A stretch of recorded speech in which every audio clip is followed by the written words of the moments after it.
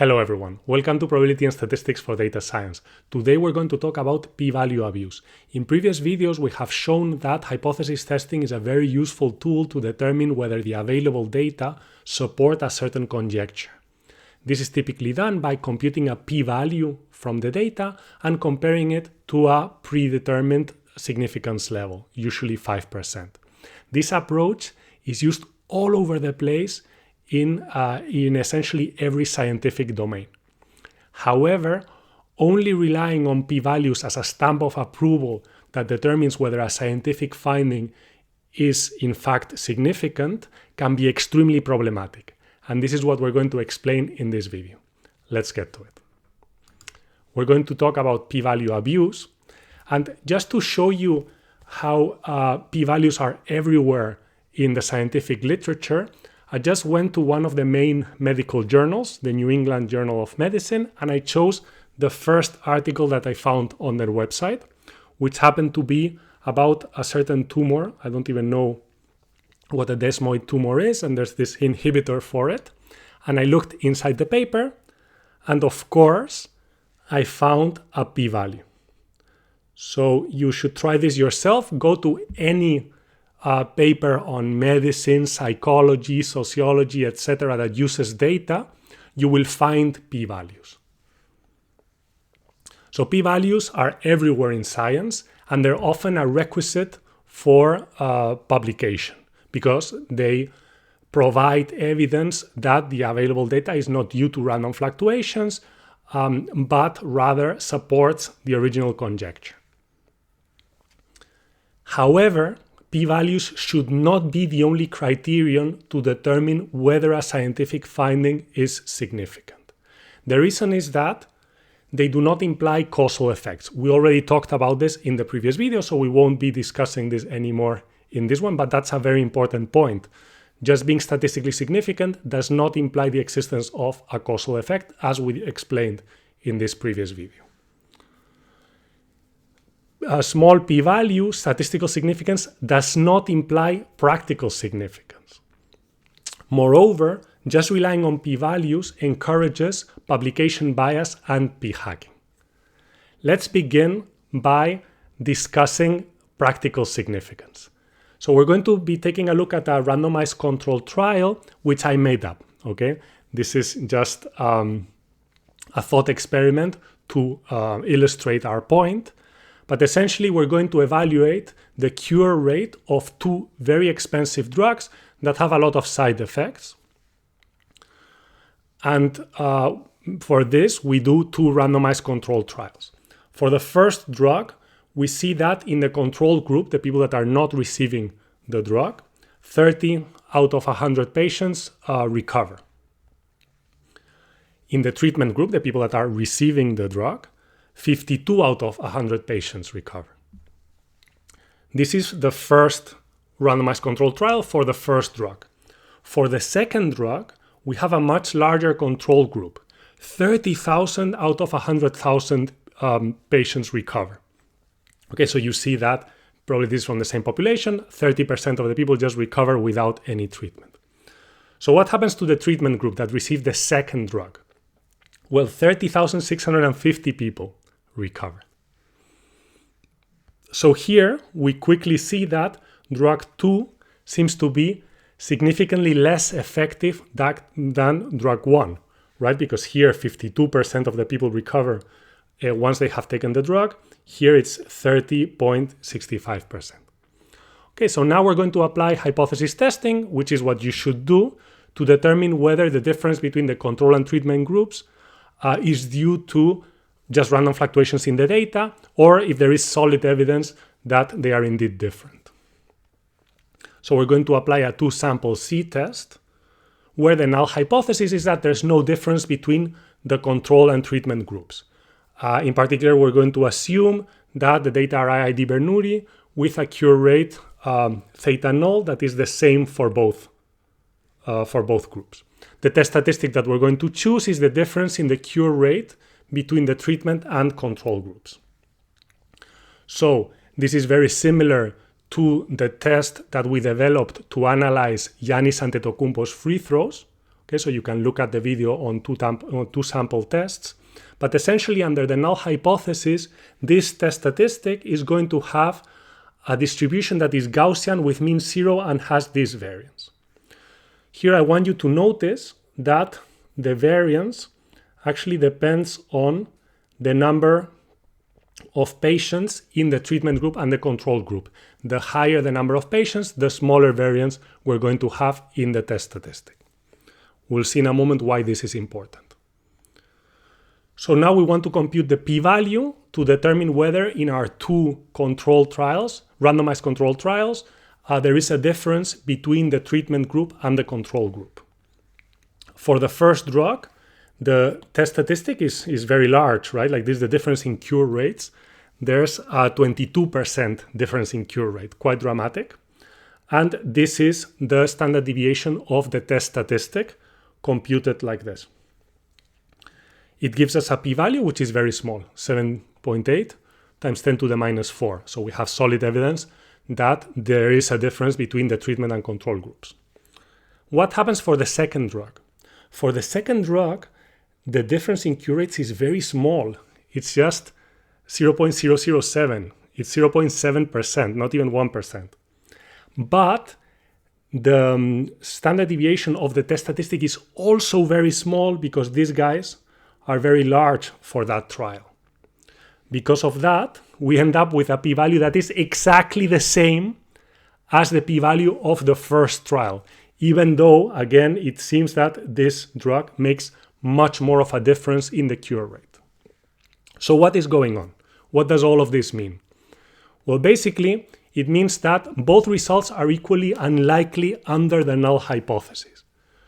But does that mean that they're equally significant? So we're pretty sure that both drugs increase the cure rate. We're pretty sure of that. Is this all we care about? Well, of course not, right? We care about by how much they increase the cure rate. So ideally, we should quantify how much they are actually increasing the cure rate in order to compare them. So now I'm going to ask you, what would you use? Because we also don't want to use just the pure cure rate, because that wouldn't take into account the fact that one trial has many more patients than the other. And therefore, for the one with very few patients, there could be a lot of noise in the estimated cure rate. So what can we do about that? I would like you to think about this. The answer is not going to be hypothesis testing. What we can do, pause the video if you want to think about it. What we can do is compute a confidence interval for the difference in cure rate. So this is not the main focus of the video, but let's remind ourselves how we build a confidence interval for a certain quantity. What we're going to do is we're going to say, okay, we want basically a confidence interval around a population parameter that involves the true cure rate in the control group and the true cure rate in the treatment group. So let's begin with the control group. So the number of cured control subjects is going to be binomial with parameters the number of control subjects, and the probability theta of the binomial is going to be the probability, the cure rate in subjects that don't receive the drug, right? That's the population parameter that we're interested in. Hopefully that was clear, okay? So that the true control cure rate is the probability that a patient without the drug gets cured. So the actual number that we're going to see is going to be binomial with parameters, the number of people in the control group and this probability that a patient without the drug gets cured. We're going to apply the Gaussian approximation to the binomial. So the number of cured control subjects is going to be approximately Gaussian with this mean and this variance. But we're actually interested in the rate. So we want to divide this by the number of control subjects. So we end up with a Gaussian that has mean equal to exactly the true control cure rate and this variance. Remember that when we divide a certain quantity, then the variance gets divided by 1 over the square of the factor that we're dividing by. This is, again, like very similar to how we derived the hypothesis test for Giannis Antetokounmpo's free throws, and you can also take a look at our derivations of confidence intervals in previous videos.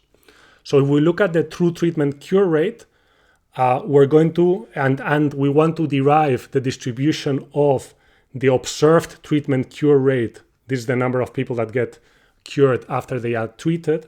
By the same argument, it's going to be Gaussian with a mean that is the true treatment cure rate and this variance, where now we're dividing by the number of people in the treatment group. What we're really interested in is the difference between the cure rate in the treatment group and the cure rate in the control group, because each of these can be modeled as Gaussian, and we're assuming that each patient is cured kind of independently. We can actually model the difference as a difference between Gaussians, which is going to have a mean that is the difference of the means. And this is the population parameter over which we want to compute a confidence interval. And it's going to have this variance, where we're just summing the variances. Okay, this was a little bit quick. You can go back to the videos on confidence intervals. The bottom line here is that this is the population parameter that over which we're trying to compute the confidence interval. And we have that the observed data, that is this, can be modeled as Gaussian with that mean and a certain variance that we can approximate. This means that we can build a confidence interval, right? Because remember that when we have a certain quantity that is Gaussian with mean equal to the population parameter around which we want to build a confidence interval and a certain variance, then we can build a confidence interval by taking the random variable of interest, subtracting and adding the standard deviation of the Gaussian multiplied by a certain constant, where the constant only depends on what kind of confidence interval we want. So if we want a 0.95 confidence interval, the constant is going to be 1.96.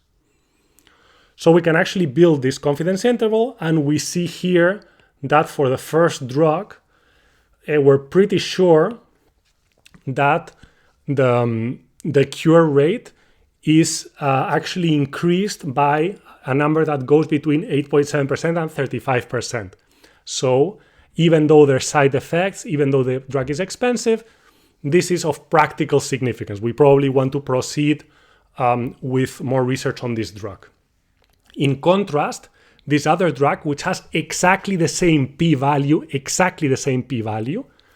we see that the difference is between 0.25% and 1.05%. This shows you that the p-value actually does not capture the magnitude of the effect. Why? Because it's also taking into account the number of people that are in the control trial. There's so many people in the control trial that even tiny differences are statistically significant. That's the issue here. Okay, so this is very important because in randomized controlled trials and also in A/B testing carried out over the internet, it is very common for there to be so many subjects that even tiny differences are statistically significant. To drive this important point home, let's go back to this example about the COVID-19 vaccine that we looked at in the video on causal inference and hypothesis testing. So this is the real trial that was carried out by Pfizer, where there were like around almost 44,000 patients divided in a treatment group and a control group. And there was clearly a very clear difference between what happened in the treatment group, where less than 0.037% of the people had COVID, and the control group where 0.746% of the people got COVID. Okay, so there was a very, very clear difference. We already computed the p-value. The p-value is super, super small. Now, let's imagine that we had carried this same vaccine trial and we had gotten these different results, where in the treatment group and the control group, the difference would have been that in the treatment group there would have been 120 cases, and in the control group 162 cases. So now you see that the difference is much smaller. Well, here, because there are so many people, so many subjects in the trial, then we would still have gotten a p-value that would have been statistically significant. However, this result would probably not have been practically significant because we're reducing the ratio of positive. So the ratio of positive cases for both groups is just 3 to 4, whereas in the real data it was 1 to 20. So much more practically significant. Again, this is just to emphasize that when you have a lot of patients in your randomized controlled trial, small differences that might not be of practical significance can be statistically significant. So if we go back to the actual vaccine trial and we have a confidence interval of the difference, so here we're seeing a confidence interval of the percentage of positive cases in the control group, in the vaccine group, and a confidence interval of the difference. We see that clearly there's a significant difference between the two, so the vaccine is practically effective. I mentioned this before. This is actually a big issue in A/B testing over the internet. So let's go to this example where we're looking at Obama's presidential campaign and they were trying to decide where to put an image or a video on a website.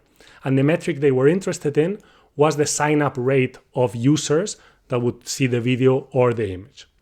So in the actual data that I found somewhere on the internet, basically they said that 14,000 out of 155,000 people signed up after looking at the images, and only 10,000 out of 155,000 people signed up after looking at the videos. Okay, so there's really a very big difference, about 4,000 people, a bit less. Okay.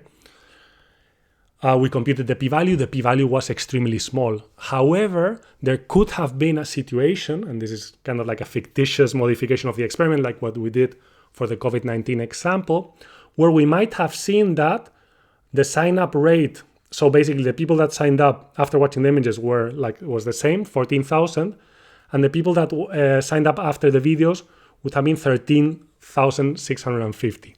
There are so many people participating here, so many users, that even this tiny difference would have been statistically significant. The p-value would be below this typical threshold of 5%. Would this be practically significant? Well, the difference is 0.0002 in the sign-up rate. I don't know if I said enough zeros, but really a tiny difference in sign-up rate, which would not be worth it, right? Imagine that this was a modification in a product that had a certain cost. It's very likely that the cost would not be worth it if the difference would be so tiny. So we have to be really careful with this if we're performing A/B testing on really large groups of individuals, which often happens when you do this for over the internet. In the actual experiment, when we look at the confidence interval on the difference, we see that the difference is above 2%. So in this case, it was definitely worth it. These are confidence intervals on the sign-up rate for the images and for the videos. All right, so now we're going to talk about something slightly different. We're going to talk about publication bias. So imagine that we have 100 studies to determine whether pizza cures COVID-19. What is the p-value distribution that we expect for these studies if the test statistic is continuous? Well, it goes without saying that we expect the null hypothesis to hold, right? We don't think that pizza cures COVID-19. If the null hypothesis holds and we have a simple null hypothesis and the test statistic is continuous, then we know from our video on statistical significance that the p-value is going to be uniformly distributed. So we're going to basically see p-values that are uniformly distributed between 0 and 1. What is the probability that we have a single false positive, that one of these studies just randomly finds a statistically significant difference between the people that eat pizza and don't eat pizza? Well, it's exactly 5%, right? It's the probability that the p-value randomly ends up here. As it seems uniform, the probability is 5%, where if alpha is 5%. So that's great. That's very good news. Now, if we, and we talked about this when we talked about multiple testing, what happens if we do a lot of tests? So in this case, these 100 studies. What fraction of false positives can we expect when we do many tests? Well, it's the number of p-values that end up here, right? So if alpha is 5%, 5% of the p-values are going to end up here. So for our example, out of these 100 studies to determine whether pizza cures COVID-19, we probably expect to have 95 true negatives that determine that there's not enough evidence to show that pizza cures COVID-19. But we also expect to have 5 false positives, which find that there is this statistically significant difference between the people that eat pizza and the people that don't eat pizza. This wouldn't be very problematic if all of these results were published. But what happens in reality? In reality, publishing a result which is not statistically significant is actually very difficult. So it's much easier to publish if your result is statistically significant. So we're much more likely to hear about these 5 false positives that might make it to the New York Times or something, pizza cures COVID-19, because of publication bias. Okay, like it's much easier to publish if your result is statistically significant, so the false positives get published. This example is kind of silly because we know that pizza does not cure COVID-19, but when next time you see a surprising scientific result reported in the New York Times that seems absurd, you might, this might happen, right? Like it might be due to publication bias.